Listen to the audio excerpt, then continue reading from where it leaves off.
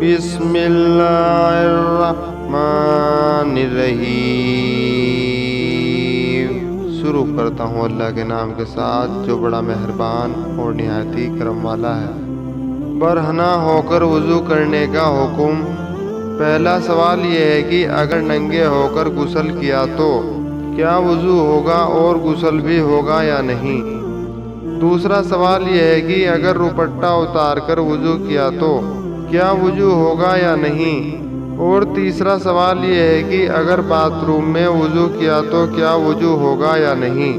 محترم بھائیوں اور بہنوں، جب پہلا سوال یہ ہے کہ اگر ننگے ہو کر غسل کیا تو کیا وضو ہوگا اور غسل بھی ہوگا یا نہیں، اب اس کے دو پہلو ہیں۔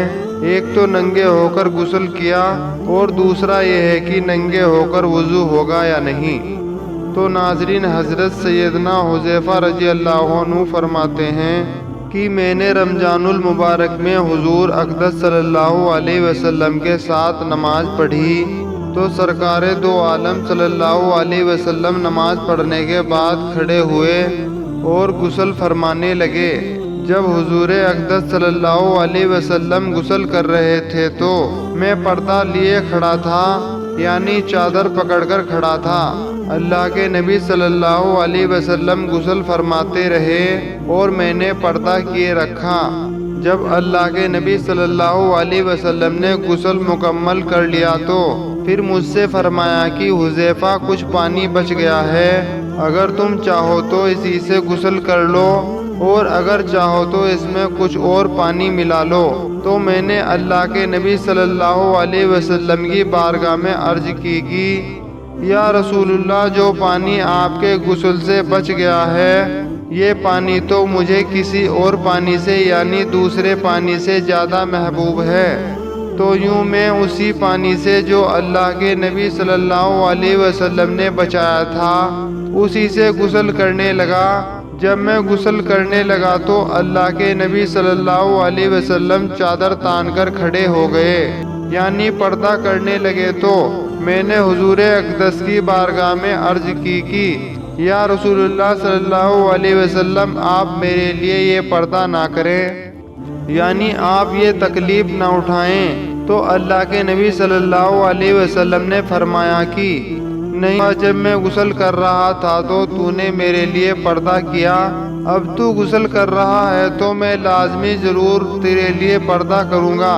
تو یہ جو ننگے ہو کر غسل کرنا ہے یا اس کے جو مسائل ہیں، یہ اس وقت تھا جب تک ہمارے یہاں باتھ روم یا ٹوائلٹ کا رواج نہیں آیا تھا، یعنی لوگ باہر نلکے کے نیچے نہاتے تھے۔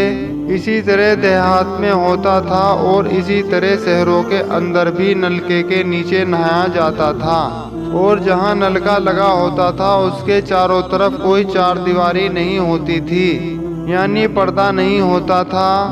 تو جب سے بیت الخلا بنے ہیں اسی وقت سے چادر تاننے والا مسئلہ ختم ہو گیا۔ اب آپ مکمل طور پر اپنا لباس اتار کر غسل کر سکتے ہیں۔ پہلے ہمارے جو بزرگ تھے وہ کیا کرتے تھے کہ جب وہ غسل کرتے تھے تو ایک چادر تان لیتے تھے اور غسل کرنے والا بھی کوئی نہ کوئی لنگی یا باندی سے اپنے پردے کا اہتمام کر لیا کرتے تھے، اور اسی طرح عورتیں بھی چارپائی کھڑی کر لیتی تھی۔ لیکن ان سب میں کئی مسئلے تھے کہ اگر غسل کرتے ہوئے کسی شخص پڑ جاتی تو دیکھنے والا تو گنہگار ہو جاتا، اور ساتھ میں جس کا سطر دیکھا جا رہا ہوتا اگر وہ اس کو دیکھ لیتا ہے تو وہ بھی شرمندہ ہو جاتا۔ اسی طرح چادر اگر تنی ہوئی ہوتی تو چادر گر جانے کا امکان بھی برابر لگا رہتا۔ لہٰذا ان باتوں کو یا اندیشوں کو ذہن میں رکھ کر ہمارے بزرگ وہ نہاتے وقت لنگی باندھ لیتے تھے۔ لیکن آج کل ہمارے یہاں ٹوائلٹس ہیں، باتھ روم ہیں، واش روم ہیں، ان کی چار دیواری ہوئی ہوتی ہے اور ان کے ساتھ دروازہ ہوتا ہے، ان میں چاروں طرف سے مکمل پردہ ہوتا ہے، اور اگر اس کے اندر روشن دان بھی ہوتا تو وہ بھی 6 فٹ سے اونچا ہوتا ہے۔ تو اس میں جسم نظر آنے کا کوئی اندیشہ اور امکان نہیں ہوتا۔ لہٰذا پہلی بات تو آپ یہ سمجھ لیں کہ جہاں پر کسی کی نظر پڑنے یا بے پردگی کا امکان نہ ہو तो मुकम्मल तौर पर लिबास उतार कर नंगे होकर गुस्ल करना बिल्कुल जायज़ है। जब आपका गुस्ल मुकम्मल नंगे होकर हो गया, क्योंकि गुस्ल के कितने फ़र्ज होते हैं? 3। तो जब वो 3 फ़र्ज आपके पूरे हो गए और आपका गुस्ल हो गया तो फिर वुज़ू तो खुद ब खुद हो जाती है। गुस्ल करने के बाद वुज़ू करना ज़रूरी नहीं है। जब आपने गुस्ल कर लिया तो वुज़ू भी हो गया, क्योंकि जब नंगे होकर गुस्ल हो जाता है तो वुज़ू क्यों नहीं होगा।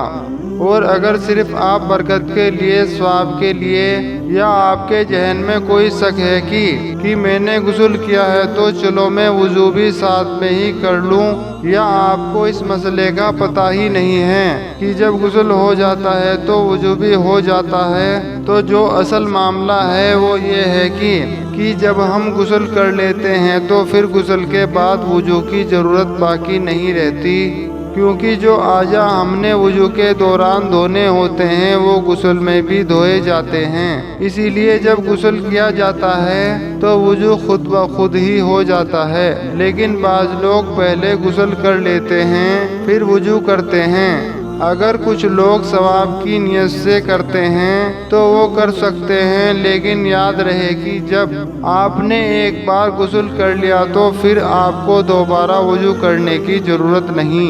बहरहाल जो पहला सवाल है कि अगर नंगे होकर गुस्ल किया तो क्या वुज़ू होगा या नहीं, तो अब ये बिल्कुल वाज़ेह हो गया। अब दूसरा सवाल ये है कि अगर दुपट्टा उतार कर वुज़ू किया तो क्या वुज़ू होगा या नहीं। नाज़रीन देखिए, आपने दुपट्टा उतार कर वुज़ू किया है तो वुज़ू 100% होगा। औरत के सर पर दुपट्टा होना या ना होना, और इसी तरह मर्द के सर पर टोपी होना या ना होना, ये वुज़ू की शराइत में से नहीं है। वॉशरूम या बैतुल खला में सर ढाक कर जाने के लिए इसलिए बोला जाता है कि मिसाल के तौर पर अगर आपको अल्लाह ताला ने बड़ा घर दिया हुआ है और आपने वुज़ू के लिए बाहर जगह बनाई हुई है, तो ऐसी जगह अमूमन ख़वातीन अपना दुपट्टा उतार के लटका देती हैं और आराम से सुकून के साथ वुज़ू कर लेती हैं कर लेती हैं। तो इसमें कोई मुजायका नहीं है। वुज़ू का टोपी या दुपट्टे के साथ कोई ताल्लुक़ नहीं है। अगला तीसरा सवाल जो बड़ा अहम है कि अगर बाथरूम में वुज़ू किया तो क्या वुज़ू होगा। तो नाजरीन, वे बाथरूम जिसमें सिर्फ WC लगा होता है या कमोड लगा होता है और इनके अलावा कोई इंतज़ाम नहीं होता, तो ऐसी जगह वुज़ू नहीं करना चाहिए। लेकिन ऐसी सूरत हाल उम्मी तौर पर हमारे घरों में नहीं होती कि जहाँ पे सिर्फ WC लगा हो या कमोड लगा हो, क्योंकि इसके साथ ही बेसन लगा होता है, टोटी लगी होती है, वुज़ू की जगह होती है और दोनों के दरमियान में अमूमी तौर पर शावर भी लगा होता है। हमारे यहाँ नहाने के लिए आजकल जो बाथरूम हैं, चाहे वो 5-5 का छोटा सा बाथरूम ही हो, तो उसके अंदर भी ये तीनों सहूलतें मौजूद होती हैं। यानी सीट भी लगी होती है, नहाने की जगह भी होती है और हाथ धोने की यानी वुज़ू वगैरह करने की जगह भी होती है। तो जो बाथरूम थोड़े से बड़े होते हैं तो उनमें नहाने की जगह और निजासत की जगह अलग-अलग होती है, और साथ में हाथ वगैरह धोने के लिए जो बेसन लगा होता है वहीं हमने वुज़ू करना होता है। लेकिन चूंकि ये इलाका एक ही होता है, वॉशरूम एक ही होता है, तो यहाँ ये इश्काल पैदा होता है कि अगर बाथरूम ऐसा है कि जिसमें नहाने की जगह और टॉयलेट की जगह अलग अलग हो और पर्दा लगा हुआ हो और बेसन भी अलग हो, तो फिर ये तो बहुत ही अच्छी बात है। चाहे छत एक ही हो, बिला सुबह वुज़ू मुकम्मल हो जाएगा। लेकिन इसमें उलेमा जो एक बात कहते हैं, यहाँ एहतियात करनी है, क्योंकि छत एक है, माहौल एक है और जगह भी एक है। यहाँ 3 सहूलतें हैं, तो आपको यहाँ अल्लाह का नाम ज़बान से नहीं लेना, यानी वुज़ू शुरू करने से पहले की दुआ और बाद की दुआ नहीं पढ़नी, और अगर ये पढ़नी है तो खुफिया तौर पर यानी दिल ही दिल में पढ़नी है, या फिर वुज़ू करने के बाद जब आप बैतुल खला से बाहर निकलें तो باہر آ کر آپ یہ دعا پڑھ سکتے ہیں۔ بس اس چیز کا ہی آپ نے خیال رکھنا ہے، باقی وضو تو بہرحال ہو ہی جاتا ہے، اس کے اندر کوئی مضائقہ نہیں۔ اللہ تعالی ہم سب کو دین کا علم سیکھنے اور اس پر عمل کرنے کی توفیق عطا فرمائے، آمین۔ ویڈیو اچھا لگا ہو تو لائک، شیئر اور سبسکرائب کرنا نہ بھولیں۔